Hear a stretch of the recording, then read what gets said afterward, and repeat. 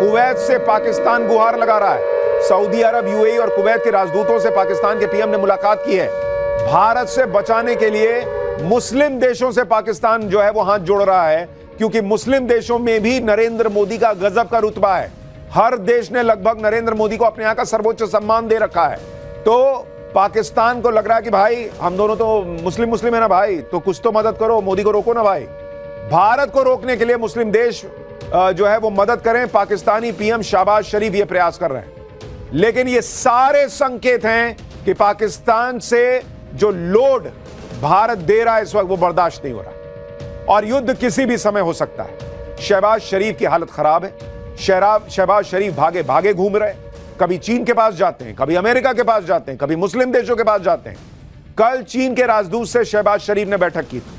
आज सऊदी अरब, UAE, Kuwait के राजदूतों से बात की है और इन सारी मीटिंग का मकसद एक ही है कि नरेंद्र मोदी के गुस्से से खुद को बचाया जाए। पाकिस्तान को पता है कि नरेंद्र मोदी नहीं छोड़ेंगे, पहलगाम का बदला लेना निश्चित है, इसलिए पूरा पाकिस्तान भागम भाग कर रहा है। पाकिस्तान से अभी की 5वीं बड़ी खबर अब आपको बता देता हूं। पाकिस्तान से आ रही 5वीं बड़ी ब्रेकिंग न्यूज। युद्ध के डर से पाकिस्तानी सेना में हड़कंप मचा है। पाक आर्मी चीफ असीम मुनीर की भागे भागे असीम मुनीर सैनिकों के पास पहुंचे हैं। झेलम में पाक सैनिकों के बीच पहुंचकर जनरल मुनीर ने जो किया है, अब आपको उसकी तस्वीर दिखाता हूं। यह तस्वीर देखिए, यह पाकिस्तान के आर्मी चीफ असीम मुनीर की तस्वीर है, जिसमें उनका डर दिख रहा है। असीम मुनीर एक टैंक पर चढ़ गए और टैंक पर चढ़कर भाषण देते दिख रहे हैं। वो पाकिस्तान की खत्म सेना में जोश भरने का प्रयास कर रहे हैं, क्योंकि एक हफ्ते से पाकिस्तानी सेना और उसके सैनिकों के हाथ पांव ठंडे पड़े। उन्हें लग रहा है कि भारत ने हमला किया तो कहां जाएंगे। असीम मुनीर भी इसलिए सैनिकों के बीच पहुंच गए क्योंकि असीम मुनीर को अपनी कुर्सी और अपनी जान दोनों बचानी है, इसलिए वहां पर वो पहुंचे। हालांकि कुछ लोगों का कहना है कि ऐसा तो नहीं कि पाकिस्तान प्रोपेगेंडा कर रहा है और भारत को दिखाने के लिए कोई पुराना वीडियो डाल रहा है, लेकिन पाकिस्तान कुछ भी कर सकता है। पाकिस्तान पर एक्शन की एक और बड़ी खबर, ब्रेकिंग न्यूज नंबर 6। पाकिस्तानी सेना का यूट्यूब चैनल भारत में बैन हो गया है। यानी नरेंद्र मोदी सरकार लगातार बैक टू बैक एक्शन ले रही है। पाकिस्तान के पीएम का यूट्यूब चैनल भारत में बैन कर दिया है। मतलब इससे बड़ी बेइज्जती क्या होगी कि भारत ने कहा कि तो होगा तुम्हारा पीएम, हटाओ इसको, ले जाओ, इसका यूट्यूब चैनल यहां नहीं चलेगा। पाकिस्तानी क्रिकेटर्स का इंस्टा अकाउंट भारत में ब्लॉक हो गया है। बाबर आजम, शाहीन अफरीदी और रिजवान का इंस्टा अकाउंट बैन हो गया है। पाक सिंगर आतिफ असलम का इंस्टा अकाउंट ब्लॉक कर दिया गया है। इससे पहले हानिया आमिर और माहिरा का अकाउंट भी बैन हो गया था। यानी नरेंद्र मोदी सरकार क्लियर मूड में है कि hello, if you are a Pakistani, अपने देश में रहो, मेरे यहां मत आओ। ना मेरे देश के लोगों को बताओ तुम क्या कर रहे हो, कैसे कर रहे हो, अपने फॉलोअर यहां मत बढ़ाओ, उधर रहो। वहां आतंकियों को बोलो कि तुमको फॉलो करें, तुम्हारा रील देखें बैठ के, हमारे यहां मत दिखाओ, जाओ निकलो यहां से। तो जबरदस्त एक्शन हो रहा है। और आप सोचिए कितनी बड़ी बात, पाकिस्तान के पीएम का यूट्यूब चैनल बैन कर दिया भारत में, भारत सरकार ने। भारत कोई एक्शन छोड़ नहीं रहा पाकिस्तान पर लेने में। पाकिस्तान के जो सिंगर एक्टर भारत से कमाई कर रहे हैं, उन्हें भारत से एक पैसा नहीं मिलेगा, यह भी क्लियर कर दिया गया है। ये वो सारे लोग हैं जिनके पाकिस्तान से ज्यादा फॉलोअर भारत में, अपना इंस्टा अकाउंट, अपने यूट्यूब चैनल से इतनी कमाई कर रहे थे जितने पैसे ये पाकिस्तान में नहीं कमा पाते। फिर चाहे वो पाकिस्तानी हानिया आमिर हो, जिसने इंस्टा पर भारत में खूब फैंस बनाए, या फिर माहिरा खान हो, या फिर आतिफ असलम, या फिर पाकिस्तान के क्रिकेटर हो। आतंकी देश के लोग भी अब भारत को कतई बर्दाश्त नहीं है। यह क्लियर कट मैसेज है। पाकिस्तान से एक और बड़ी खबर, आप देखिए जिस तरह से खबरें आ रही हैं वो बता रही हैं कि कितनी हलचल बढ़ी हुई है। पाकिस्तान ने कबूल किया है कि आतंकियों को वो समर्थन देता है। स्काई न्यूज से बातचीत में बिलावल भुट्टो ने कबूल कर लिया है। आतंकी संगठनों को पाकिस्तान ने सपोर्ट किया, ये बिलावल भुट्टो ने कबूल किया है। इससे पहले पाकिस्तान के रक्षा मंत्री ख्वाजा आसिफ कह चुके हैं कि पाकिस्तान आतंकियों को पालता है। वो अमेरिका और ब्रिटेन जैसे देशों के लिए एक गंदा काम काफी सालों से कर रहा है, ये वहां के रक्षा मंत्री ने माना था। अब बिलावल भुट्टो ने भी दुनिया के सामने मान लिया है कि पाकिस्तान का अतीत रहा है आतंकियों को पालने का। लेकिन हमारे यहां कुछ लोग हैं जो पाकिस्तान को क्लीन चिट दे रहे हैं, जबकि पाकिस्तान की सरकार और वहां के नेता ही खुद सच कबूल कर रहे हैं। बिलावल भुट्टो का यह पूरा कबूलनामा आपको आगे सुनाऊंगा। लेकिन आज अगर पाकिस्तान अपने आतंकी सच को कबूल कर रहा है तो इसकी सिर्फ एक ही वजह है कि उसे भारत के बड़े एक्शन का डर है। कल ही हमने आपको बताया था कि पाकिस्तान को सबसे बड़ा डर है कि उसे इस बार समंदर के रास्ते भारत ठोकेगा, क्योंकि सबका ध्यान बॉर्डर पर बमबारी और राफेल की उड़ान पर है। लेकिन असली लड़ाई इस वक्त समंदर में हो रही है। समंदर में भारत और पाकिस्तान बिल्कुल आमने सामने हैं। भारतीय नौसेना गुजरात तट के पास युद्धाभ्यास कर रही है, उधर पाकिस्तान की सेना भी समंदर में युद्धाभ्यास कर रही है। आपको दिखाता हूं कि समंदर में भारत और पाकिस्तान की सेना कैसे आमने सामने आकर खड़े हो गए हैं। जरा वो मैप डालिए स्क्रीन पर, बड़ी स्क्रीन पर, जो आपको बताएगा कि इस वक्त जो लोग सोच रहे हैं कि एक्शन होगा या नहीं होगा, बॉस, एक्शन को लेकर तस्वीर बिल्कुल बन चुकी है। जो टारगेट है वो लॉक हो चुका है। आप तस्वीर देखिए, जरा इसको क्लोज शॉट दिखाइए इसको। ये अरब सागर की तस्वीर आपको दिखा रहा हूं। ये जो आप हरे हिस्से देख रहे हैं, ये दरअसल भारत के जो नौसेना है वो युद्धाभ्यास कर रही है, और 30 अप्रैल से 30 मई तक का युद्धाभ्यास है। ये जो आप ये हिस्सा देख रहे हैं स्क्वायर, यहां पर पाकिस्तान की नौसेना 30 अप्रैल से 2 मई युद्धाभ्यास करने वाली है। लेकिन अगर आप इन दोनों के बीच की दूरी को देखेंगे, यहां पाकिस्तान की नौसेना और यहां भारतीय नौसेना, और इन दोनों के बीच जो दूरी है मात्र 85 नॉटिकल माइल्स की। आप देखिए, यानी कि बहुत कम जो है दूरी दोनों के बीच में वो नजर आ रही है। और ये 85 नॉटिकल माइल का मतलब है 157 किलोमीटर, 150 किलोमीटर। भाई, इतनी की दूरी पर भारत की नौसेना और पाकिस्तान की नौसेना आमने सामने खड़े हैं। ध्यान देने वाली बात यह है कि दोनों नौसेनाएं एक ही वक्त में अपने अपने इलाके में युद्धाभ्यास कर रही हैं। अब आप जरा तारीखों को गौर कीजिए। भारत 30 अप्रैल से 3 मई के बीच युद्धाभ्यास कर रहा है, और पाकिस्तान 30 अप्रैल से 2 मई के बीच।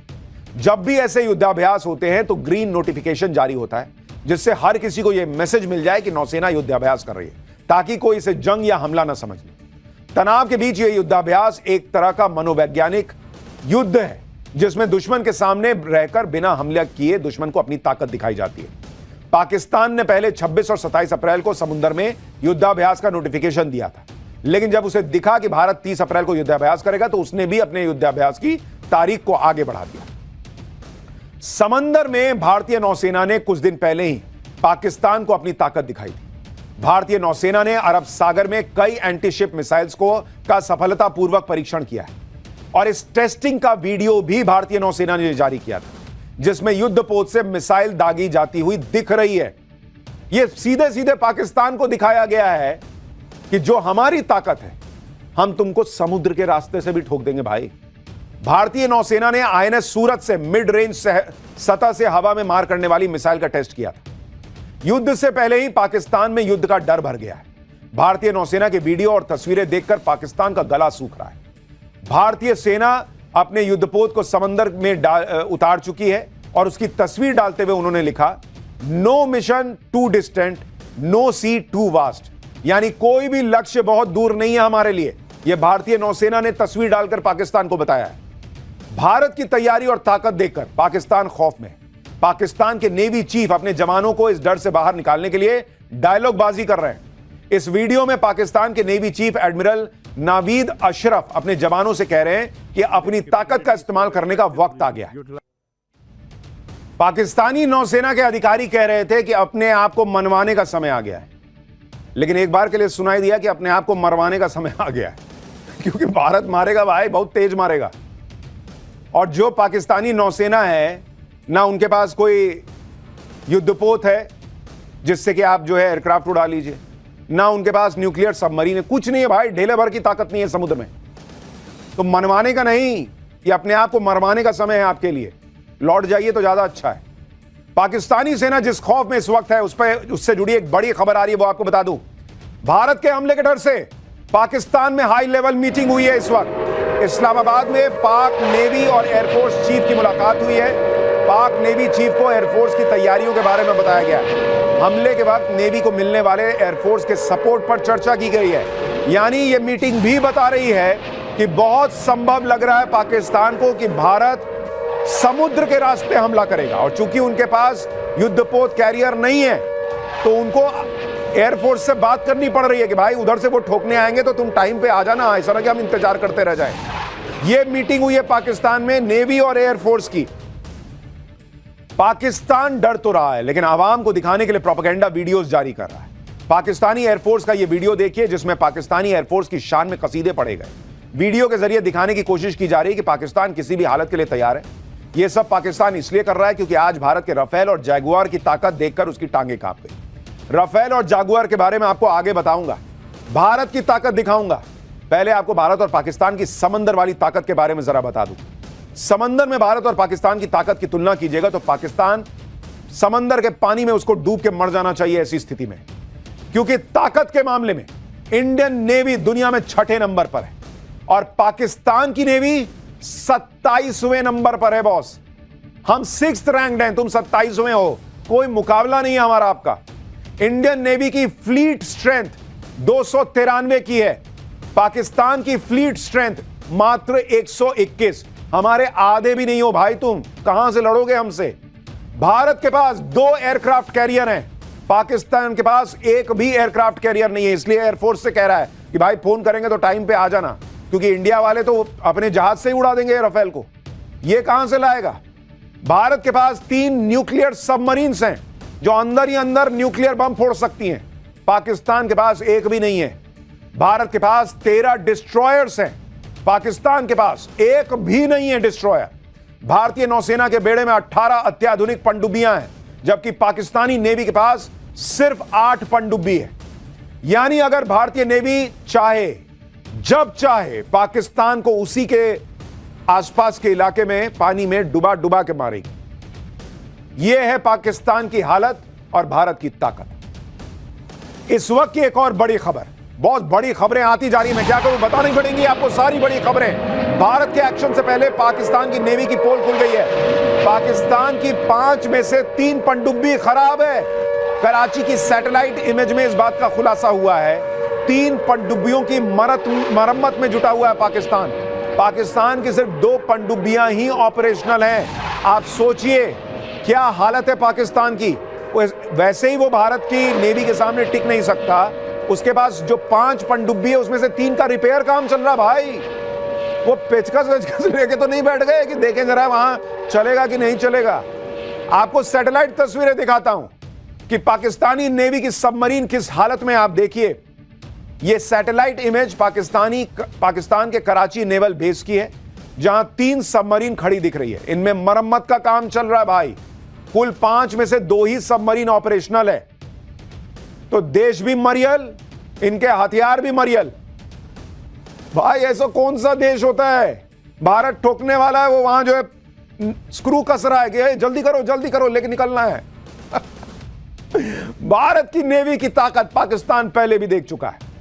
तब इंडियन नेवी ने पाकिस्तान की ऐसी हालत कर दी थी कि कराची पोर्ट 7 दिन तक जलता रहा था। यह बात 1971 के जंग की है। 3 दिसंबर को पाकिस्तान की एयरफोर्स ने भारत पर हवाई हमला कर दिया था। 4 दिसंबर की रात को इंडियन नेवी ने कराची पोर्ट को तबाह करने के लिए ऑपरेशन ट्राइडेंट चला दिया था। इसके तहत 4 दिसंबर को 3 मिसाइल बोट स्निपात, निर्घट और वीर कराची के लिए रवाना हुई। उनको 2 फ्रिगेट INS किल्टन और कछाल टो करके ले जा रहे थे। हमले के लिए रात का वक्त चुना गया, लेकिन इंडियन नेवी के इस प्लान में एक अड़चन आ गई। पाकिस्तानी नौसेना का पोत PNS खैबर कराची से दक्षिण पश्चिम में गश्त लगा रहा था। यह वही पोत था जिसने 1965 के युद्ध के दौरान भारत के द्वारका में नौसेना के ठिकाने पर हमला किया। लेकिन इस बार बदला लेने की बारी इंडियन नेवी की थी। INS निपात ने मिसाइल से हमला करके पाकिस्तानी नेवी के युद्धपोत को डुबा दिया। इसके बाद इंडियन नेवी का सामना पाकिस्तान के एक और जहाज से हुआ। इंडियन नेवी ने पाकिस्तान के कार्गो वीनस चैलेंजर को भी अपने हमले में बर्बाद कर दिया। वीनस चैलेंजर अमेरिका से हथियार लेकर पाकिस्तान जा रहा था। इसी बीच INS निपात ने PNS शाहजहां पर भी मिसाइल दागी। इधर INS वीर ने PNS मुहाफिज पर मिसाइल दाग दी। यानी एक के बाद एक इंडियन नेवी ने पाकिस्तान के युद्धपोत और कार्गो वेसल को बर्बाद कर दिया। जो भी इंडियन नेवी के रास्ते में आया उसकी जल्द समाधि बन गई। अब बारी थी कराची पोर्ट की, जहां नेवी का हेडक्वार्टर था और दूसरी तेल का भंडार। INS निपाट के मिसाइल अटैक से केमारी ऑयल टर्मिनल पर हमला हुआ। दावा है कि पाकिस्तान के ऑयल रिजर्व का 50% इसी टर्मिनल पर था।